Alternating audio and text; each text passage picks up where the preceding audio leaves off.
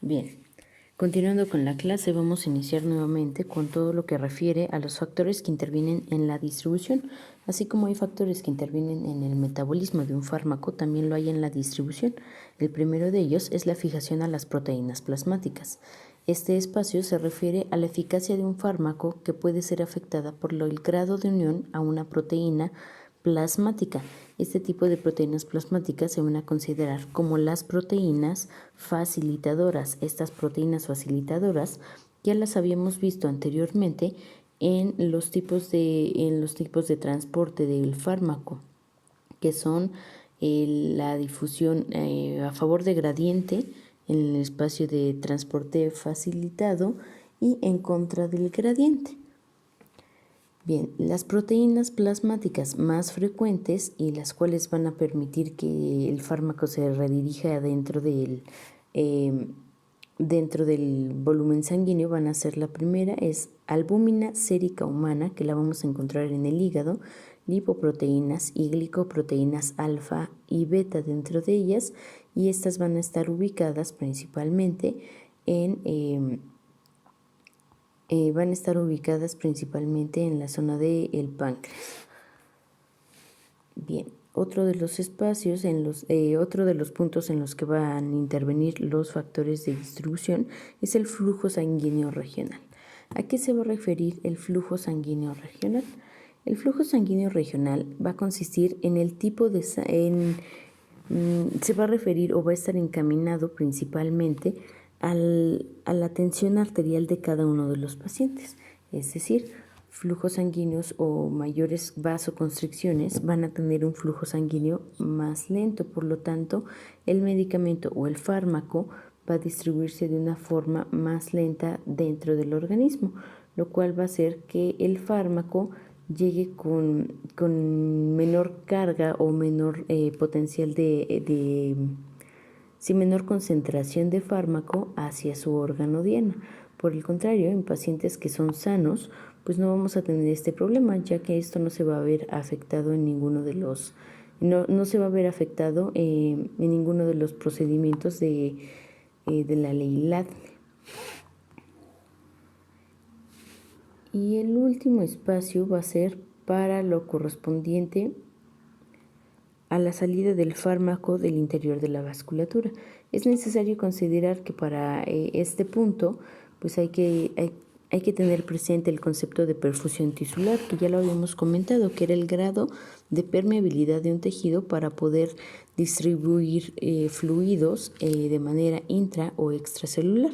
En el caso de la salida del fármaco del interior de la vasculatura, se va a referir principalmente a qué tan fácil el fármaco, de acuerdo al tipo de molécula, va a penetrar todas las barreras que va a penetrar las barreras por medio de la forma en la que el fármaco va a penetrar las barreras de la vasculatura para poder salir del torrente sanguíneo y empezar a permear como tal su órgano diana. Bien, ahora vamos a pasar a todo lo que es el metabolismo. El metabolismo, según la ley LADME, van a ser todas las modificaciones químicas que van a sufrir los fármacos en el organismo por acción de diferentes enzimas. Todas estas enzimas son las que se van a adherir al fármaco y lo van a empezar a descomponer, permitiendo que sean moléculas pues relativamente más fáciles de sintetizar y más fáciles de degradar en el cuerpo humano. Del metabolismo también va a permitir que un fármaco pueda ser más hidrosoluble, más polar y más iónico. ¿Para qué necesitamos que un fármaco sea más hidrosoluble? Si regresamos un poco a la parte de la difusión a favor de gradiente, íbamos a tener dos partes. Difusión a favor de gradiente le vamos a dividir en difusión pasiva y difusión facilitada. Dentro de la difusión pasiva, si hacemos una retrospectiva, le vamos a dividir en directa y a través de los poros. La directa, que era para fármacos liposolubles, y a través de los poros para fármacos hidrosolubles. Entonces, si recordamos, en general la mayoría de los fármacos van a ser más liposolubles. Al momento de ser más liposolubles, estamos hablando de que las partículas de estos son de mayor tamaño, por lo tanto, va a tener mayor dificultad para atravesar ciertas membranas. Entonces, en el caso del metabolismo, como eran todas las modificaciones químicas, va a permitir que esos fármacos liposolubles puedan perder cierto peso y ciertas capas para volverse hidrosolubles, y al volverse más hidrosolubles puedan excretarse con mayor facilidad, puedan penetrar primero o puedan llegar casi íntegros o su concentración sea la adecuada en el órgano diana, y el restante se puede excretar con mayor facilidad. Y la última puede llevarse a cabo en el riñón, pulmón, circulación general e incluso en el aparato digestivo. En el riñón se va a llevar a cabo por medio de la filtración glomerular, en el pulmón por medio de la hematosis, en la circulación general va a ser igual, va a traspasar y va a llegar hasta funcionar nuevamente como hematosis, y en el aparato digestivo pues va a adherirse a las paredes de la membrana gástrica para posteriormente pasar a la vía hepatobiliar. Bien, en el caso del órgano principal del metabolismo lo vamos a considerar como el hígado, y en este vamos a tener dos fases que van a ser oxidación, reducción, hidrólisis y decarboxilación. Esas van a ser todas las fases que van a estar en el paso 1. Posteriormente, todos estos fármacos o el restante de los fármacos van a producir metabolitos. Estos metabolitos, acordémonos que metabolito quiere decir que es una sustancia de desecho propiamente dicho, y van a ser activos, inactivos y tóxicos. Posteriormente, en la fase 2, vamos a tener la acetilación, etilación, metilación y la conjugación. Dentro de la conjugación la vamos a dividir en la glucuriónica, sulfúrica y de glutatión. En este espacio, en la fase 2, vamos a tener un gasto de energía para que se puedan empezar a degradar los medicamentos. Por lo tanto, los metabolitos van a dirigirse primero como un fármaco íntegro, pasando por estos tipos de descomposición, que es oxidación, reducción, hidrólisis, decarboxilación, según sea el tipo de molécula, y van a terminar en un metabolito con bajo peso molecular. Para la fase 2, el metabolito se va a volver a descomponer por medio de acetilación, etilación, metilación y conjugación, según sea su peso molecular.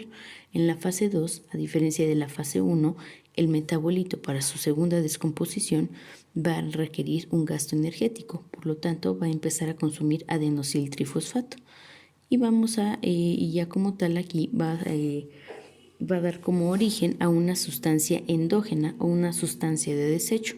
Posteriormente a esto se le va a llamar metabolito inactivo. ¿Para qué vamos a necesitar agregar oxigenasa? ¿Para qué necesitamos agregar oxigenasa dentro del ciclo o la parte de la circulación sistémica? Esta oxigenasa como tal nos va a permitir que todos los metabolitos empiecen a degradarse a partir de la circulación hemática.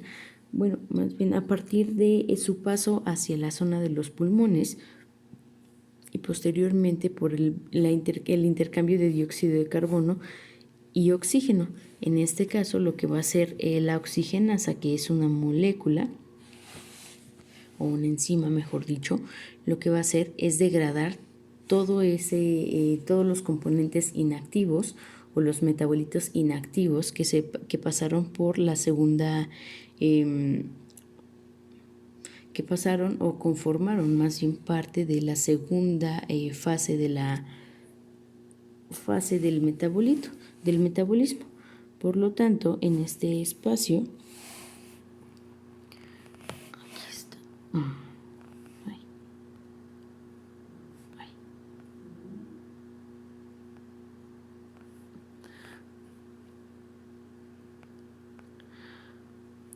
Aquí está. Bien. Esa oxigenasa la vamos a requerir para que en la fase 2, una vez que esté en la fase 2, pueda dirigirse el medicamento hacia el intestino delgado. Posteriormente, Posteriormente se va a volver a redirigir a una pequeña parte de la vesícula biliar y va a bajar a través del colon. Una vez que esté en el colon, va a ser un producto de desecho que se va a conformar por la vía rectal y va a formar parte de las heces fecales.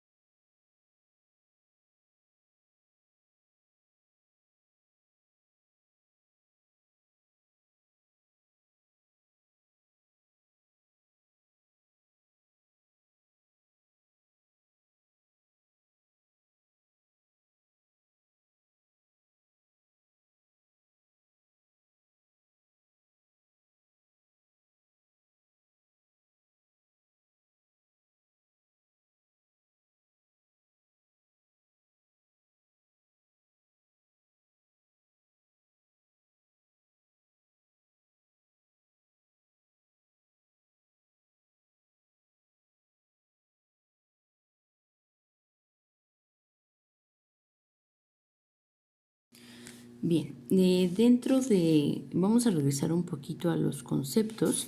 El metabolismo como tal va a ser todo ese conjunto de reacciones químicas por medio de la acción de distintas enzimas con la intención de convertir al fármaco en una sustancia más liposoluble o más hidrosoluble. Y como ya lo habíamos comentado nuevamente, las sustancias liposolubles se distribuyen mejor que las hidrosolubles, pero por el contrario, se excretan de manera más complicada.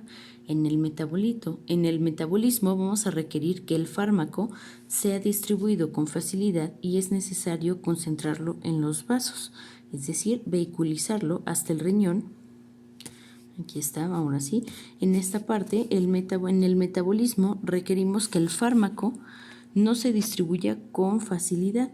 ¿Por qué no queremos que se distribuya con facilidad? Recordemos que en la parte del metabolismo, el metabolismo como tal va a ser todo el proceso mediante el cual el fármaco va a empezar a ser descompuesto. Entonces, si se distribuye con mayor facilidad, no se va a empezar a descomponer y se va a excretar de manera casi íntegra, es decir, esta parte del metabolismo es como si el cuerpo por segunda ocasión volviera a extraer los pequeños componentes que aún le sirven y desechar el resto de las macromoléculas. Por lo tanto, es necesario concentrarlo en los vasos o en el torrente sanguíneo bien y vehiculizarlo hasta el riñón.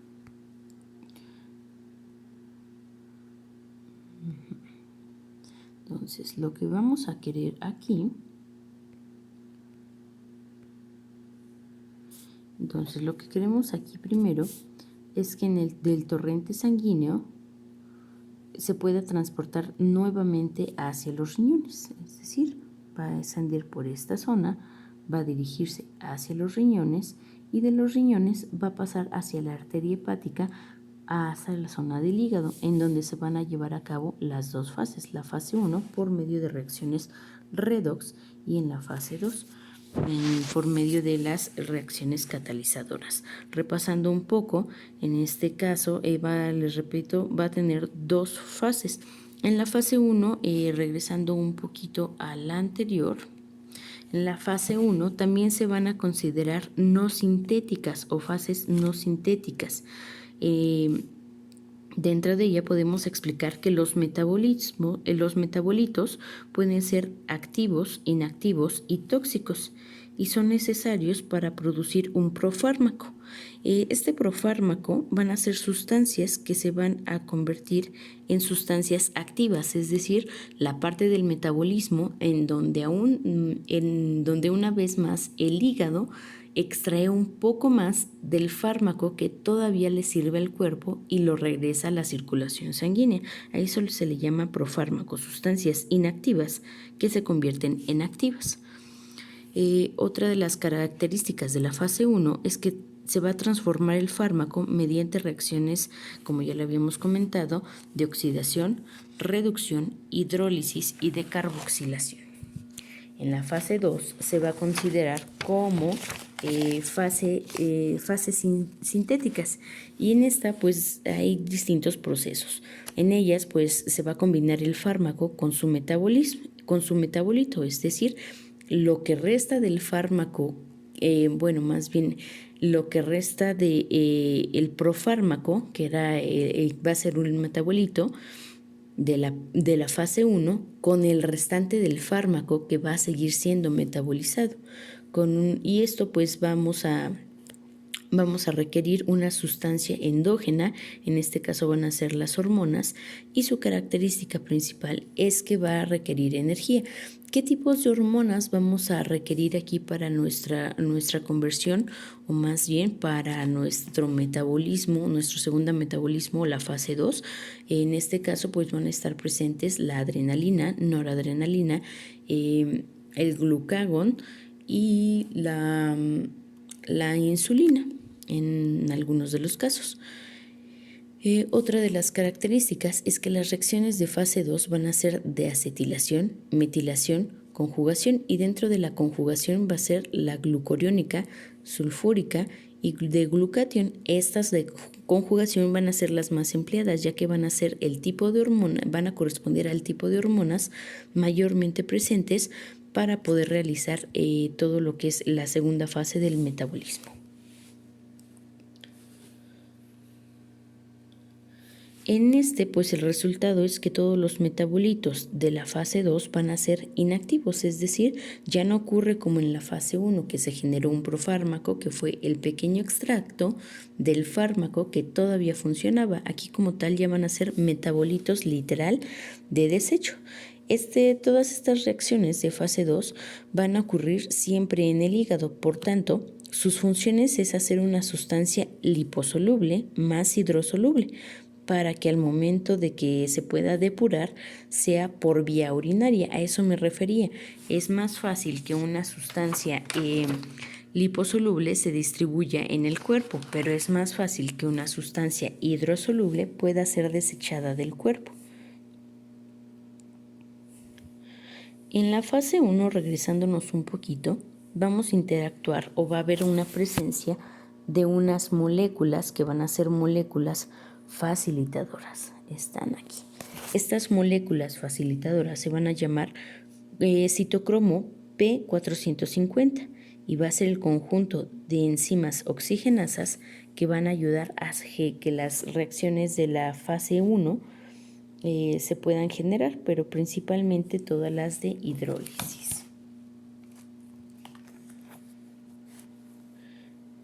Bien, una vez ya explicado el dibujito, que era como que se refería principalmente este dibujo a cómo el fármaco requiere que siempre en la parte del metabolismo se requiere que el fármaco se pueda mover con dificultad, es decir, que no se distribuye tan fácil para que pueda pasar de manera correcta por dos fases de metabolismo. La fase 1, que son que va a dar como origen un profármaco, y la fase 2 al metabolito propiamente dicho, que posteriormente va a pasar según el tipo de metabolismo por una vía renal y va a eliminarse por medio de orina o por una hepatobiliar, y su excreción es 100% rectal por medio de heces fecales. En el caso de, vamos a ver el resultado, la pregunta que dice aquí es: ¿para qué necesitamos agregar oxigenasa? El grupo de la hidrogenasa y oxigenasa van a permitir que el fármaco sea más hidrosoluble. Acuérdense que la mayoría de los fármacos tenían mayor liposolubilidad. ¿Para qué? Para que se distribuyeran con más facilidad, pero aquí ya vamos a estar en la última parte de la regla o principio del ADME, que estamos hablando del metabolismo. Después del metabolismo va a ser la excreción. La excreción.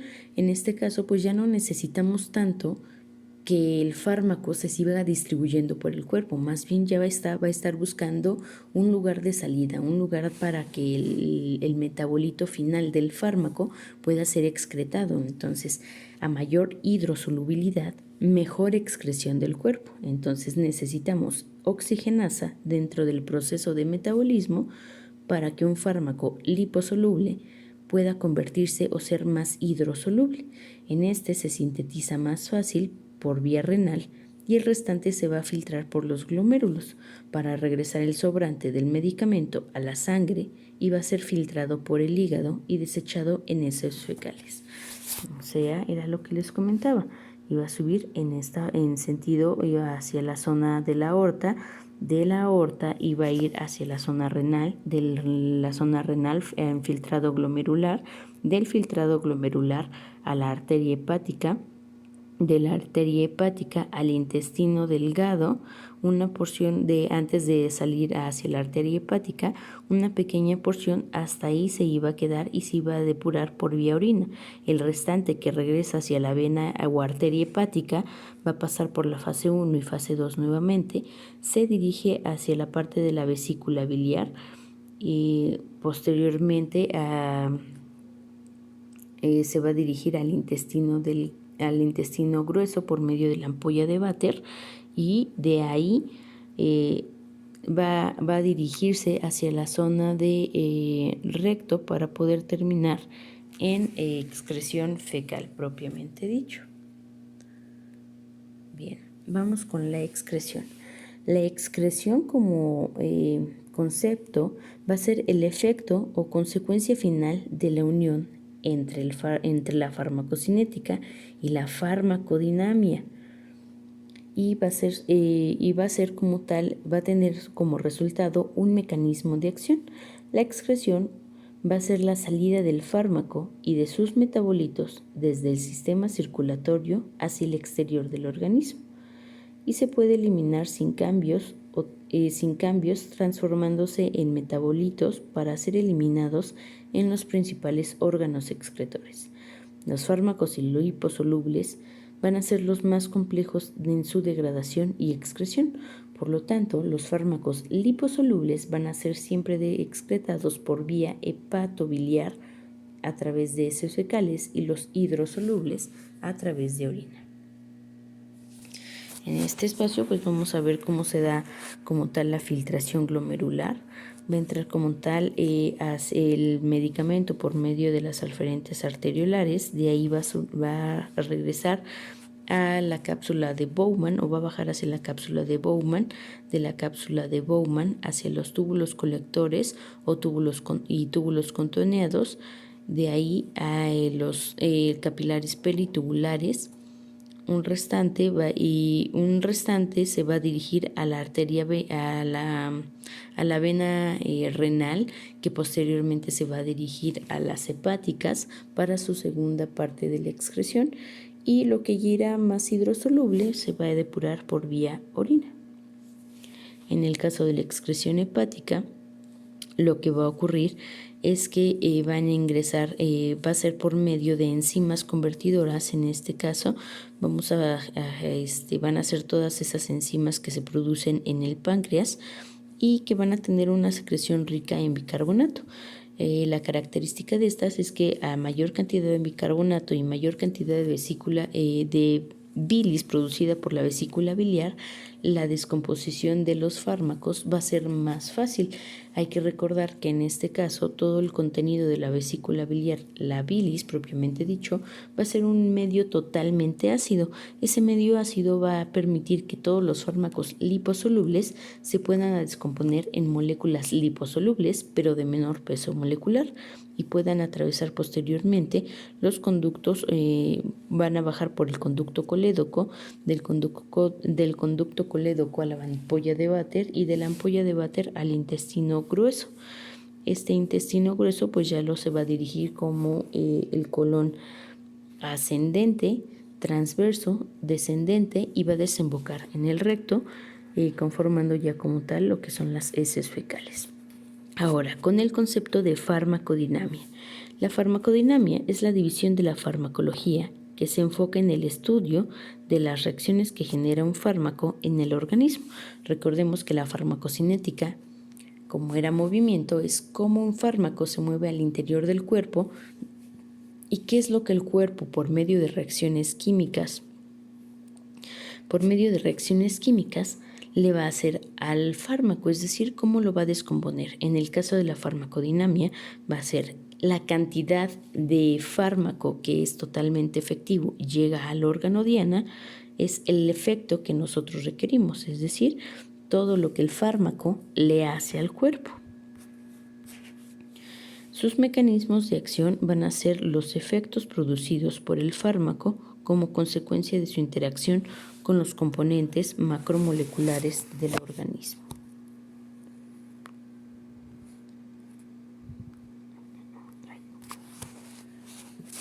Bien, dentro de las formas de farmacéuticas y vías de administración vamos a tener dos tipos. Bueno, no es lo mismo. Primero hay que dividir lo que es una forma farmacéutica y después una vía de administración. Una forma farmacéutica va a ser la disposición individualizada a la que se adaptan los principios activos y los excipientes para constituir un medicamento, es decir, la forma de preparar un medicamento para su administración. En el caso, el ejemplo más claro son las suspensiones. Para que una suspensión, en algunos de los casos cuando aún no vienen preparadas, para que una suspensión pueda ingresar al organismo, pues requerimos un medio líquido. Entonces, pues necesitamos diluir todo el granulado para convertirlo en una sustancia más fácil de digerir. En el caso de las vías de administración, va a ser la forma física mediante la cual el fármaco va a ingresar al organismo y se van a dividir en enterales y parenterales.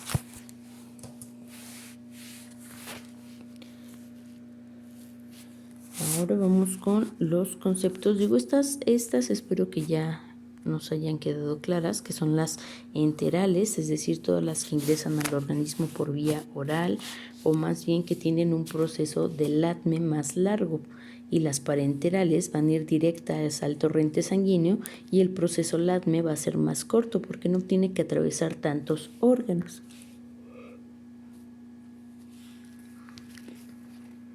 Dentro de las reacciones de toxicidad o reacción adversa de un fármaco, vamos a dividir los dos conceptos, una reacción adversa y una toxicidad del fármaco, que no son lo mismo.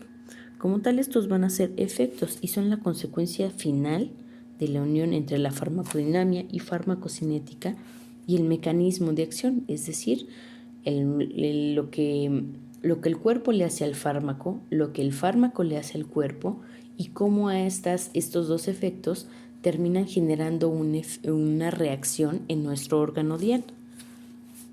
Dentro de las reacciones adversas va a ser cualquier efecto indeseado, nocivo o perjudicial que ocurre al administrar un medicamento con un objetivo terapéutico, preventivo o de diagnóstico. Es decir, es todo aquello que no esperamos que ocurra con el fármaco, todo lo que desconocemos que puede ocurrir.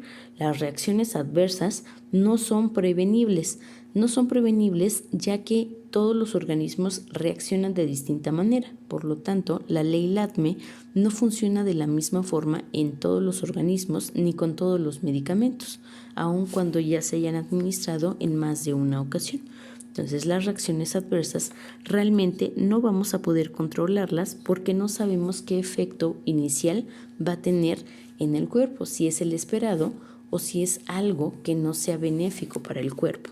Por el contrario, la toxicidad de un fármaco es la capacidad de un fármaco para producir efectos perjudiciales en órganos específicos al entrar en contacto con el organismo. La toxicidad del fármaco sí la podemos prevenir, ya que cada uno de los fármacos va a tener, esto va a depender del tipo de metabolismo y el tipo de excreción. Estábamos hablando de que hay un metabolismo hepático y un metabolismo renal. Hay una excreción hepatobiliar y una excreción renal. Por lo tanto, la toxicidad de un fármaco va encaminada a pacientes que tienen daños en estos dos tipos de órgano principalmente, pacientes que tienen algún compromiso sistémico con hígado y pacientes que tengan alguna nefropatía. Por lo tanto, la toxicidad de un fármaco es prevenible siempre y cuando hayamos establecido una muy buena historia clínica. Ahora vamos a ver lo que son las reacciones adversas. ¿A qué le vamos a llamar reacción adversa? ya habíamos visto el concepto ya habíamos visto como tal el concepto de reacción adversa. Entonces vamos a decir que son las cosas que nosotros no queremos que pasen, pero aparte estas se van a dividir.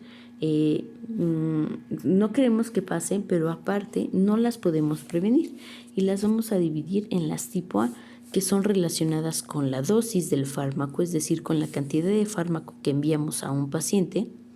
La segunda, con los efectos farmacológicos exagerados o efectos tóxicos directos, con la frecuencia con la que se consume un fármaco, con la predecibilidad de un fármaco y normalmente estas son las más frecuentes, son predecibles y son de baja mortalidad. En este caso podemos hacer una pequeña excepción. Habíamos dicho que las reacciones adversas no siempre se pueden prevenir, pero en este caso las tipo A son las más frecuentes, predecibles y de baja mortalidad. ¿A qué vamos a llamar predecibles en una reacción adversa? Es decir, vamos a decir que ya sabemos qué es lo que puede pasar con este paciente. Por ejemplo, intoxicaciones cuando sabemos que un paciente es alérgico a un medicamento. Por tanto, pues no vamos a recetar ese medicamento. El caso más común, el uso de las penicilinas. Las tipo B no se relacionan con las dosis y van a causar y tienen causas inmunológicas y farmacogenéticas. Dentro de las inmunológicas vamos a hablar del autoantígeno y el autoanticuerpo, es decir, va a ser una reacción del sistema inmunológico para atacar algo que le está generando un beneficio. En caso de las farmacogenéticas, pues van a ser reacciones que han sido heredadas.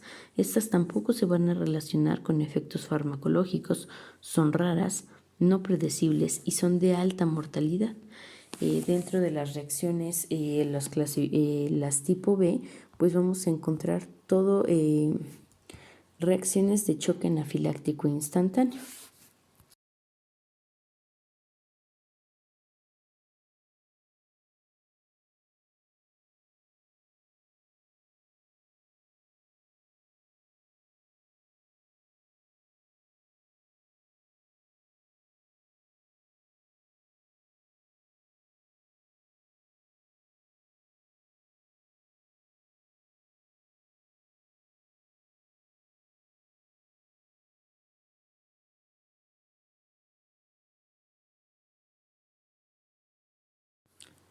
Bien, pues como ya lo había comentado, en el caso de las tipo B va a ser más competitivo hacia la anafilaxis, hacia cierto medicamento, y las tipo A van a ser, por ejemplo, todas las reacciones que puede producir un fármaco de baja intensidad. Uno de los ejemplos en las tipo A pueden ser los efectos de los hipoglucemiantes. No a todos los pacientes pues les funcionan de buena manera. Algunos los pueden descompensar, pero pues su nivel de mortalidad es bajo, ya que se puede ajustar la dosis. En el caso de los tipo B, pues no se relaciona con la dosis, como ya lo había comentado, simplemente es el tipo de sal va a ejercer un daño directo a todo el sistema, un daño multiorgánico. Y las dosis y las C van a ser raras y están relacionadas con la dosis acumulada, es decir, con la sobremedicación.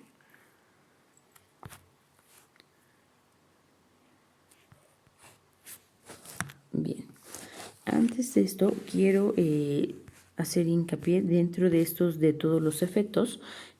Hay un tipo va a haber defectos a los que vamos a llamar efectos primarios y también van a ser consecuencia de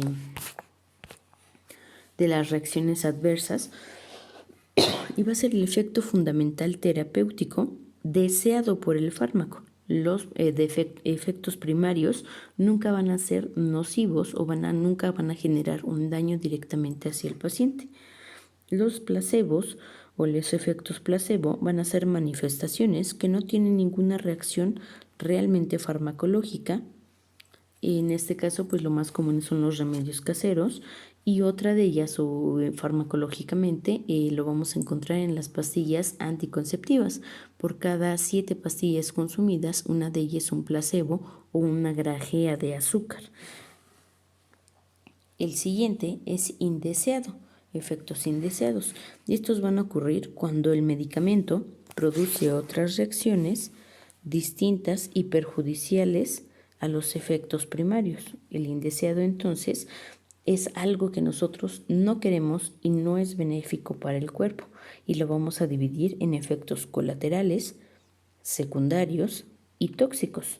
Los colaterales son a consecuencia directa del fármaco y pueden o no pueden aparecer. Ejemplo de ello, el consumo de fármacos o antimicrobianos como la amoxicilina. Uno de sus efectos colaterales es que puede inducir al vómito, al excesivo peristaltismo y a la diarrea. Pero recordemos que no todos los organismos funcionan igual, por lo tanto, por eso dice que pueden o no pueden aparecer. Los efectos secundarios son efectos adversos independientes de la dosis orgánica, y van a actuar a nivel orgánico, es decir, cómo van a actuar los efectos secundarios. Por ejemplo, si nos está diciendo que es a nivel de la dosis, entonces vamos a retomar y vamos a decir que este tipo de efecto secundario va a corresponder al tipo de efecto, en algunos de los casos, al tipo de efecto A y el tipo de efecto B. Dice que no están relacionados, que están relacionados, o más bien que son independientes de las dosis, pero va a generar daños orgánicos. Ejemplo de ello, la anafilaxis por consumo de penicilinas en pacientes alérgicos. Y el último son las reacciones tóxicas, que va a ser a consecuencia como tal de la dosis excesiva. Entonces, estos tres tipos de efectos, que son colaterales, secundarios y tóxicos, se van a relacionar o van a encajar en las clasificaciones adversas. Los efectos colaterales van a tener relación con las reacciones adversas de tipo A. Los efectos indeseados secundarios con las reacciones adversas de tipo B, y los efectos tóxicos con las reacciones adversas de tipo C. Ahora sí, vamos a ingresar a todo lo que es ya propiamente dicho. Una vez entendida la farmacocinética y la farmacodinamia, vamos a empezar como tal con todo lo que va a ser la medicación propiamente dicho. Primer tema van a ser antimicrobianos. Específicamente vamos a iniciar con los beta-lactámicos.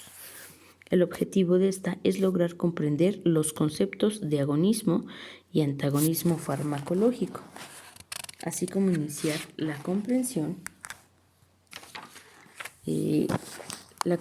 de la prescripción médica. ¿A qué vamos a llamar prescripción médica? A la forma en la que se realiza una receta.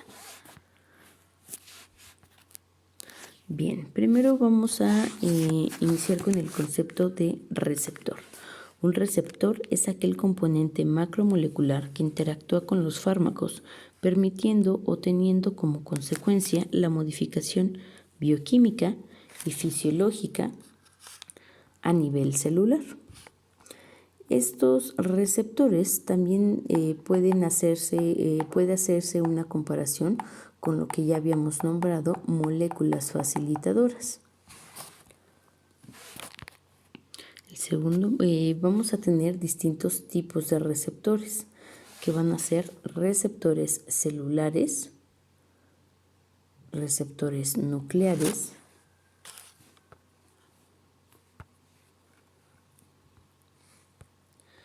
receptores muscarínicos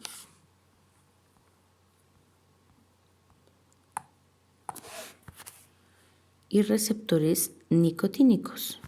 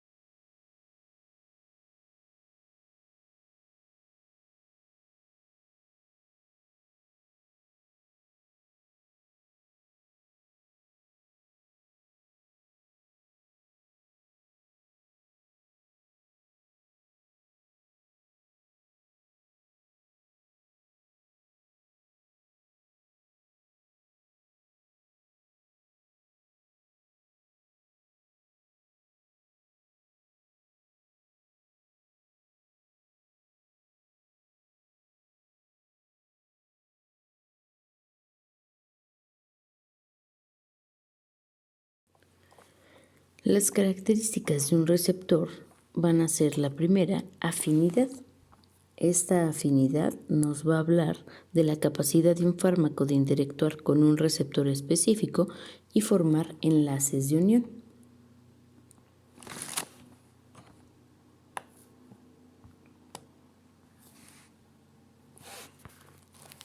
La segunda va a ser la eficacia. Dentro de la eficacia, conocemos como eficacia a la capacidad para producir la acción fisiofarmacológica después de la fijación o unión de un fármaco.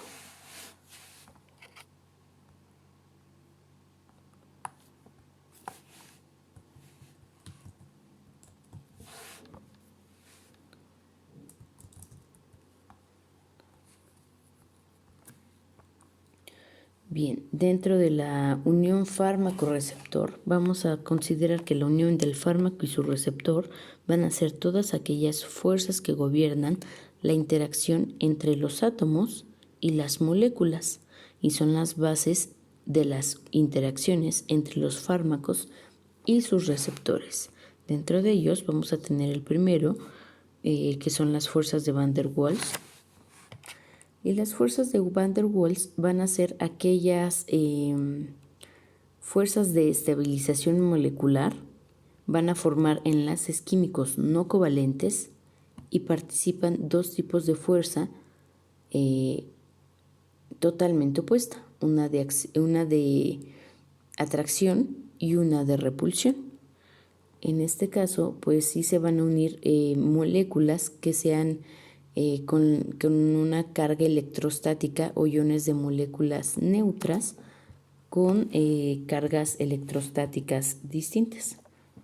La siguiente van a ser las uniones o uniones de hidrógeno o puentes de hidrógeno. Los puentes de hidrógeno son enlaces particulares. La característica de ellos es que va a ser un enlace de hidrógeno y una fuerza inminente en este va a tener una fuerza o una carga electrostática activa entre un átomo electronegativo y un átomo de hidrógeno covalente con otro átomo electronegativo. A partir de esta interacción, pues vamos a tener como resultado la unión de átomos de oxígeno con cargas negativas y unión de otros átomos con cargas positivas. Otro de los tipos de enlaces o fuentes de unión van a ser los enlaces iónicos o uniones iónicas. Esta va a ser por la atracción electrostática que existen en los iones de diferentes signos, positivo, uno electropositivo y uno electronegativo. Uno de los átomos va a recibir siempre electrones donados del otro y así se va a desarrollar un compuesto químico que no implica una fusión. En ninguno de estos va a ser fusiones, nada más que de ellos, de entre cada uno de ellos, pues va a derivar siempre el tipo de molécula, principalmente el tipo de receptor que estamos teniendo. Recordemos los receptores que van a ser los celulares, nucleares, muscarínicos y de nicotina. Dentro de farmacología, los más empleados van a ser los celulares y los nucleares. En los celulares, pues vamos a hablar de todos los enlaces o las formas de unión entre, propiamente dicho, las paredes celulares y el fármaco. Es decir, vamos a hablar de perfusión tisular nuevamente. Y hablando de los receptores o tipos de receptores nucleares, vamos a encaminarnos más hacia todos los mecanismos de unión fármaco-receptor. Repitamos ellos, todos ellos van a depender de las fuerzas de interacción entre los átomos, propiamente dicho, de un fármaco y la molécula receptora.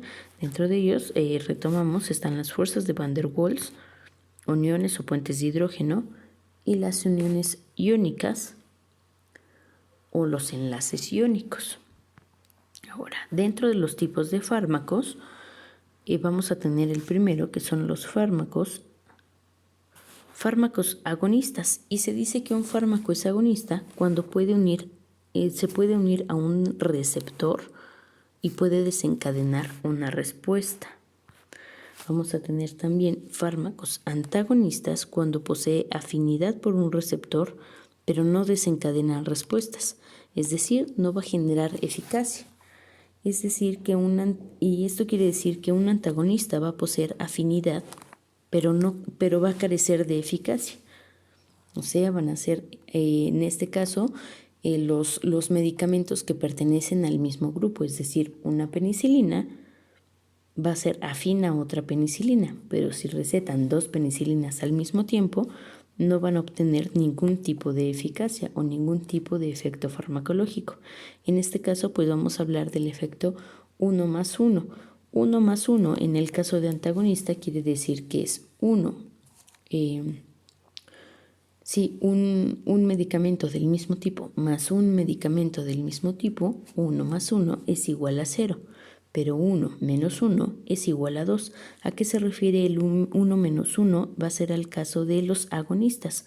Un medicamento que tiene eficacia puede unirse a otro receptor. Por lo tanto, va a hacer que la respuesta sea más eficaz que si nada más se enviara un medicamento. Y el último son los medicamentos sinérgicos. Son aquellos que van a producir un aumento de la respuesta del fármaco por empleo de simultáneo del otro. Va a funcionar de la misma manera que el 1 menos 1. En este caso vamos a requerir un agonista y un medicamento sinérgico. 1 menos 1, que es el antagonista, va a producir el efecto de 2 o va a potencializar. En este caso los sinergistas van a potencializar el efecto de un medicamento agonista. Los tipos de agonistas los vamos a dividir en agonista completo, que es aquel que se va a unir a un receptor específico para inducir una respuesta máxima. Recordemos que los receptores específicos van a ser celulares, nucleares, muscarínicos y de nicotina. Depende del tipo de receptor, la respuesta va a ser máxima. El siguiente son las agonistas parciales. Van a actuar sobre un receptor específico, induciendo una respuesta submáxima y van a terminar funcionando como un antagonista de un agonista completo. Es decir, no va a permitir que la respuesta vaya más allá de lo que nosotros necesitamos. Y el último es un agonista inverso. Es un fármaco que desestabiliza el sistema, llevándolo a un nivel de actividad por debajo de la basal. Los agonistas inversos van a funcionar como los inductores a los medicamentos que funcionan para la inducción al coma. Es decir, van a permitir que nuestro sistema baje tanto que pueda ayudar a que todas las demás reacciones funcionen de manera correcta y el medicamento o el fármaco, mejor dicho, se pueda absorber de mejor manera sin que esté llevado o sin que sea enviado a grandes dosis. Vamos nuevo. Agonista completo se va a unir siempre a receptores específicos y va a inducir respuestas máximas. Los agonistas parciales no van a permitir que el fármaco genere más respuesta de la que requerimos, y los agonistas inversos van a hacer que las funciones celulares se disminuyan para que el resto de los órganos puedan distribuir y administrar de manera correcta el fármaco y se produzca una respuesta favorable. O sea, van a redirigir más bien toda la energía hacia el fármaco, eliminando cierta cantidad de energía de la parte sistémica o llevándolo a un funcionamiento de actividad por debajo de la basal, pero que no sea patológica.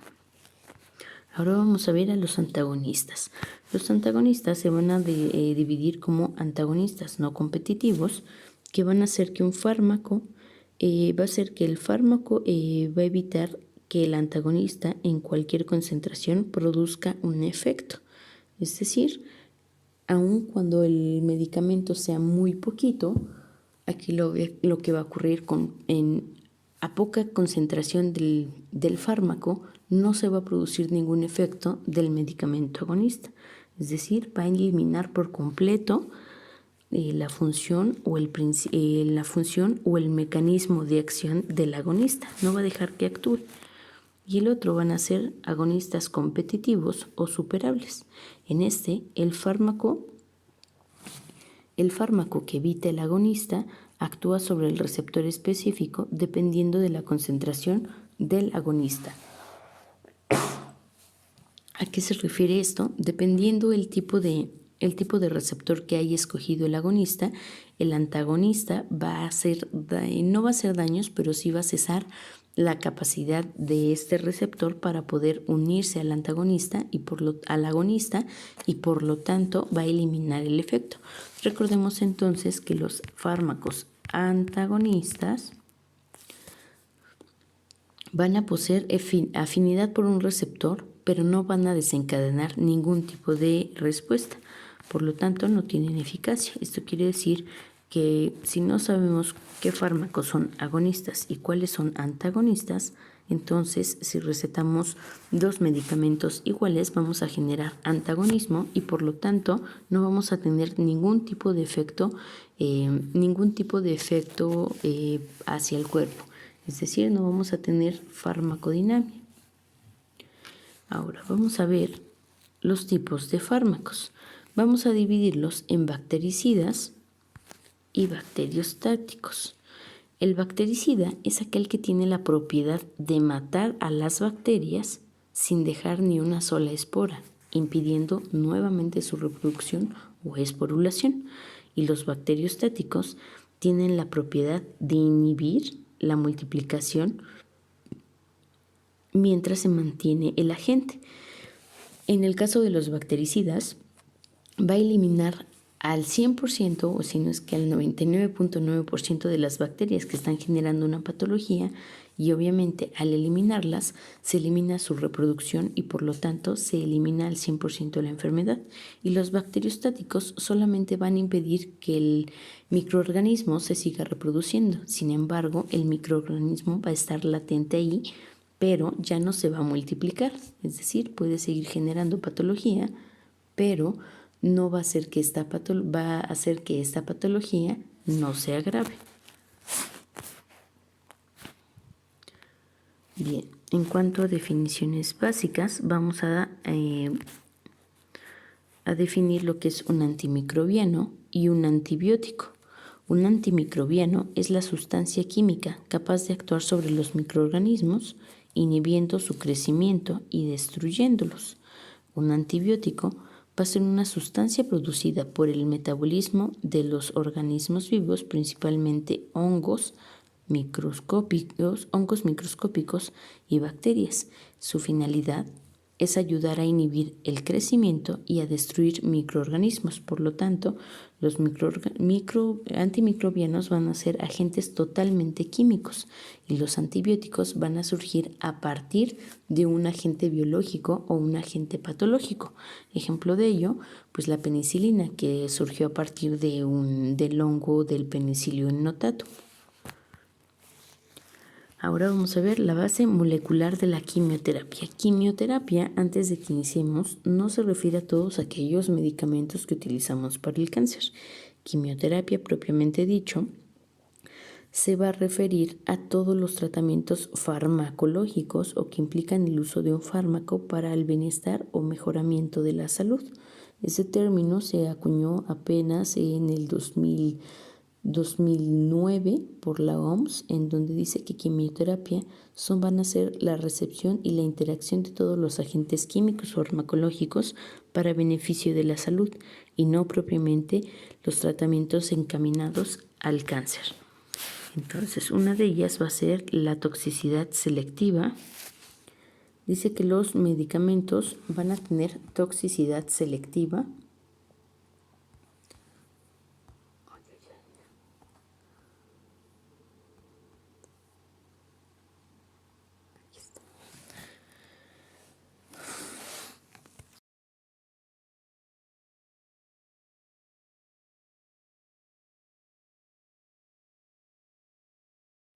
El primero es toxicidad selectiva.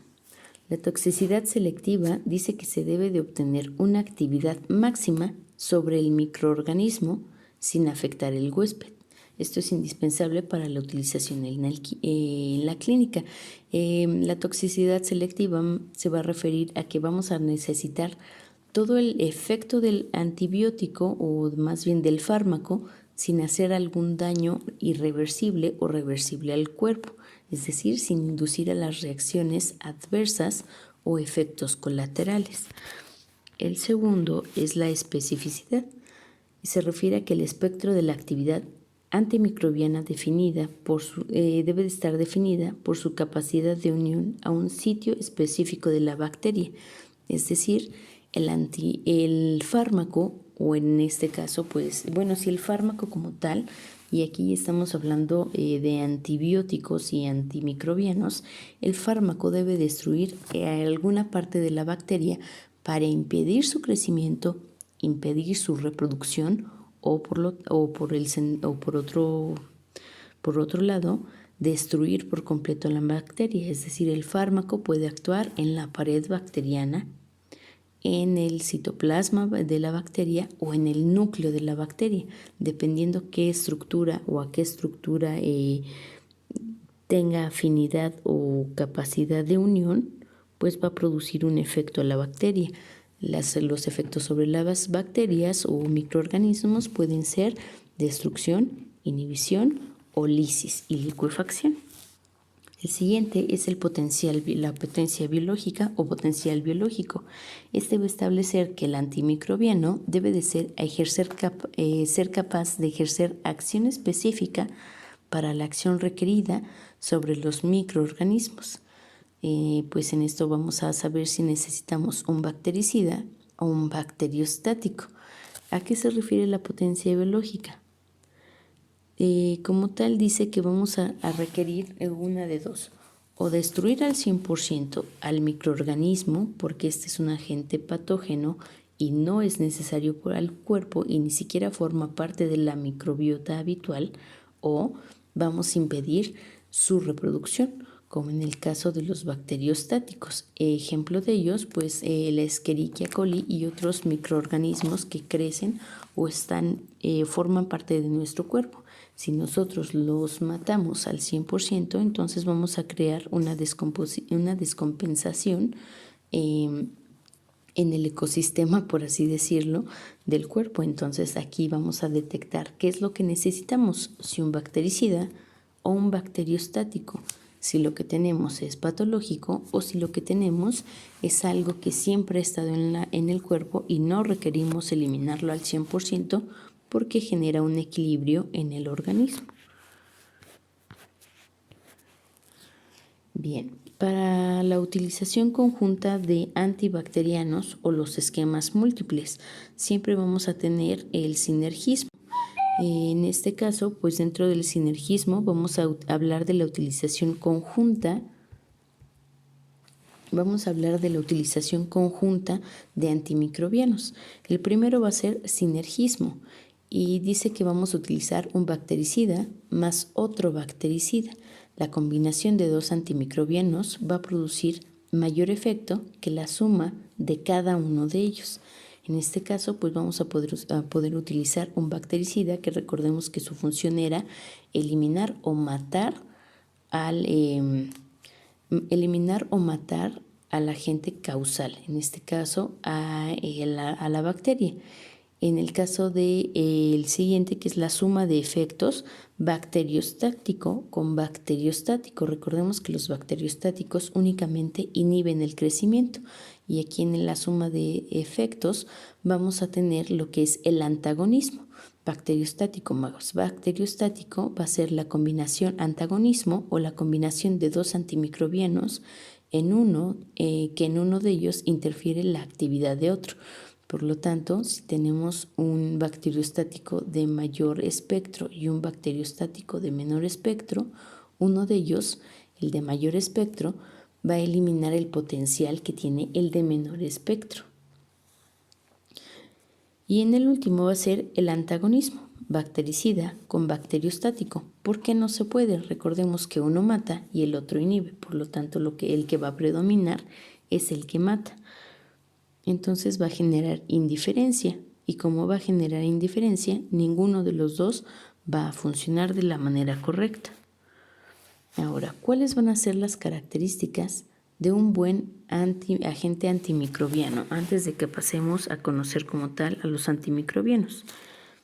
En principio, debe de ser siempre más bactericida que bacteriostático, es decir, debe de tener mayor potencialidad para matar a los microorganismos que para inhibir su crecimiento. El siguiente debe de mantenerse activo en el plasma y principalmente en presencia de líquidos corporales. ¿A qué nos referimos con los líquidos corporales? Al suero y a los líquidos intra y extracelulares. Alguno de ellos, como los extracelulares, va a ser el exudado producido por la inflamación. Otro de ellos es deseable que sean efectivos frente a un espectro reducido de microorganismos. ¿A qué se refiere esto? A que debe de ser totalmente específico y no sistémico, o sea que no debería de atacar a otros microorganismos que generan equilibrio en el resto del cuerpo.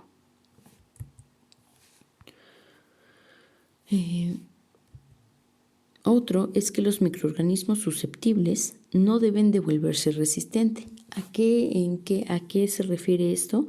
A que pues normalmente a mayor cantidad de medicamento recetado en menor cantidad de tiempo, pues los microorganismos lo van a aceptar como parte del equilibrio. Por lo tanto, un buen antimicrobiano debe ser considerado para recetarse menor cantidad de veces por menor número de días y establecer su máximo efecto o mecanismo de acción para que las bacterias no generen resistencia. Otro, y el más importante, deben de reducir en un grado notable su toxicidad. Otro, su blanco terapéutico no debe afectar al huésped, era lo que comentaba. Debe de tener la menor cantidad de efectos colaterales posibles. Otro, los efectos colaterales adversos deben de ser mínimos para el huésped, o sea, en caso de que generara algún efecto, no debe de ser compatible con la vida. Otro de ellos es que la concentración activa se debe de alcanzar con rapidez y mantenerse durante una buena cantidad de tiempo. Esto nos va a permitir que los medicamentos o los fármacos sean recetados en menor cantidad de horas. Es decir, un fármaco que no cumple con esta característica normalmente es recetado cada 4 o cada 6 horas para poder alcanzar o poder mantenerse un tiempo prolongado en el plasma sanguíneo. Ahora, ¿cómo voy a elegir o cuáles van a ser mis criterios para elegir un antibiótico? De inicio vamos a tener conocimiento bibliográfico, es decir, necesitamos conocer para qué sirve cada uno de los medicamentos y dar un tratamiento empírico. ¿Por qué decimos que es empírico? Porque realmente no sabemos a qué tipo de microorganismos nos estamos enfrentando. Sin embargo, sí sabemos la patología que produce cada uno.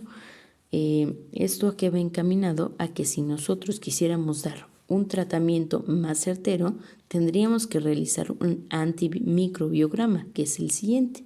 Ese antimicrobiograma consiste en realizar un cultivo bacteriano o viral o fúngico del padecimiento o la zona infectada del paciente para posteriormente poder determinar el medicamento específico que va a hacer efecto al 100% al paciente. Otro de los criterios es el cultivo y antimicrobiograma. ¿Qué ocurre con los exudados faríneos? Cuando una persona se enferma constantemente de la gripa o de influenza, por así decirlo, recurrimos a los estudios de laboratorio como el exudado faríngeo, que es un rescate o un cultivo de todo lo que es la pared posterior de la faringe para saber qué tipo de microorganismos hay y que son presentes de la microbiota habitual. Se va a tomar ese y un segundo cuando el paciente refiere a enfermedad. ¿Para qué lo necesitamos cuando el paciente tiene enfermedad? Para poder distinguir de lo patológico de lo no patológico. En este caso, si sabemos qué tipo de microorganismo es el que está desencadenando patología, entonces ya no solamente vamos a tener un conocimiento bibliográfico empírico, sino que vamos a tener un conocimiento certero de a qué tipo de microorganismo nos vamos a enfrentar. Otro va a ser, debemos determinar la biodisponibilidad del fármaco y acuérdense que la biodisponibilidad como tal va a ser al porcentaje del fármaco administrado que va a llegar intacto a la circulación, es decir, sin descomponerse, y después de la circulación el que va a dirigirse a nuestro órgano diana. Hay que considerar también la edad y el peso del paciente. Esto está encaminado a pacientes pediátricos en la actualidad, pero antes realmente sí se tomaba en cuenta el peso del paciente principalmente, para saber qué tanto va a ser el porcentaje de distribución y la biodisponibilidad del fármaco que va a lograr hacer un efecto y cuál iba a ser su constante de depuración. Ahora ya no es tan... ahora ya no lo vamos a tener así tan marcado con, la edad el peso del paciente, porque en general todo ya viene estandarizado. Cuántos miligramos máximos puede consumir el paciente al día para no sobremedicarse y cuántos son los mínimos para no submedicarse. Otro de los criterios, pues hay que considerar los estados fisiológicos como en el embarazo, qué tipo de medicamentos podemos y cuáles no podemos recetar porque pueden generar un efecto colateral a la madre y un efecto colateral al feto. Otro, las enfermedades concomitantes. ¿A qué se refieren las enfermedades concomitantes? Cada una de las patologías, sean sistémicas, principalmente las sistémicas, van a encaminar al uso de otro tipo de fármacos. En el caso de la diabetes y pacientes seniles, pues la polifarmacia o el uso de múltiples medicamentos para curar las patologías que aquejan a este tipo de pacientes. Por lo tanto, podríamos generar alguna reacción adversa o interacciones farmacológicas no deseadas a causa de agonismo y sinergismo de dos medicamentos. Y el último, hay que considerar siempre las alergias que pueda referir el paciente para saber qué medicamentos están totalmente restringidos a su uso. Hay que considerar también las vías de administración, la vía parenteral o la vía enteral. Hay que considerar las condiciones generales del paciente, es decir, si hay condiciones que puedan impedir que alguna de las vías sea utilizada. Otra, la dosificación del medicamento, la duración del tratamiento. En cuanto a la dosificación, quiere decir cuántos miligramos de X medicamento necesitamos al día para que se pueda generar un mecanismo de acción ideal y una reacción primaria, o sea, lo que nosotros necesitamos como benéfico para el cuerpo, y la duración del tratamiento. Una vez que ya establecimos la dosificación, cuánto medicamento requerimos para que se pueda producir una bacteriolisis o una muerte bacteriana o una bacteriosis, o es decir,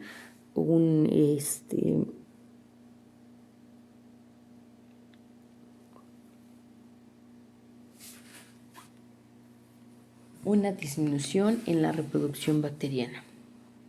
Otro, la gravedad del caso. No es lo mismo que recetemos una amoxicilina para un paciente que tiene un absceso odontológico u odontogénico periapical, o a una amoxicilina que vamos a requerir para una sinusitis de causa odontogénica. La gravedad del caso va a requerir reajustar la dosis y reajustar la duración. Otro, el estado inmunológico del paciente, es decir, si el paciente está o no está inmunocomprometido y cómo es que va a aceptar estos fármacos. Acordémonos que en el caso de inmunología, un fármaco, según sea el estado inmunológico del paciente, lo vamos a convertir en un anticuerpo o en un autoantígeno.